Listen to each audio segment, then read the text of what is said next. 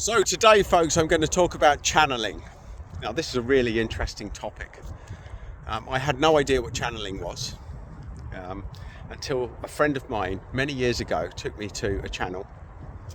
And in this extreme situation, I watched somebody's eyes change colour in front of me.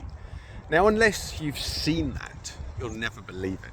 And I don't expect you to, because unless it's happened to you, why would you believe me? I could be full of shit. It did happen, and that was my first experience, and I thought that's what channeling is. I become someone else. They take over my body and all this insight comes through them. I then went to a channeling course. I studied channeling, and at the end of it they said, right, that's it, you're a channel, you're done. And I'm like, well, hang on, I can't do that cool eye-changing stuff. I can't be that extra personality. And it was at that point I realised that my understanding and definition of channeling was completely skewed. What is channeling? Well, let's talk about that.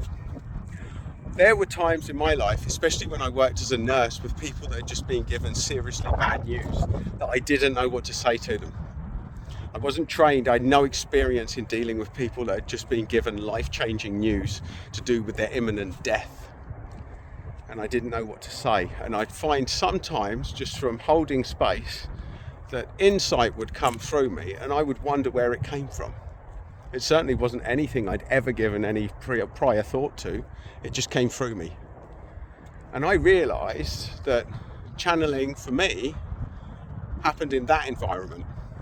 It wasn't the eye-changing colours and being some raised entity, Akhenaten or Tutankhamun or Saint Germain or any of these things. You know, that I was channeling pure wisdom just from being present in situations that were uncomfortable to me through my work at the time. And I was giving people some incredibly life-changing advice, but it wasn't from me. It was coming through me somehow, just from me being there and wanting to help them. And that is channeling. You are a channel. You channel best when you're completely present, and I'll give you a hint.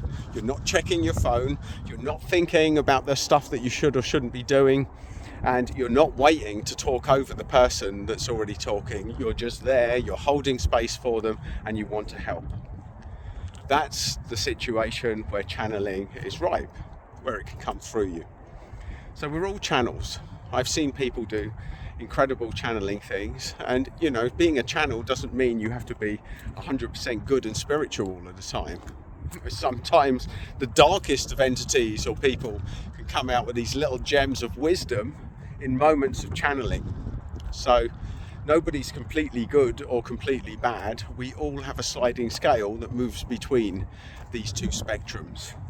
And occasionally, even the darkest people will have the lightest of moments, and even the lightest of people will have the darkest of moments.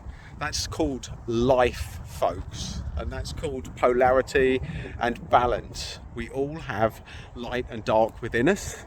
We are all possible of being a channel in the right situation, and you are a channel. And I'm sure now that I've said this that you're thinking of all the incidents where you were that channel, where you said those things you like, I don't know where that came from. I don't know where it came from, but wow, you're a channel, you're already doing it, you just need to know what it is. So there you go, folks. Any questions or comments, you are welcome to leave, but you are that channel and you're already doing it.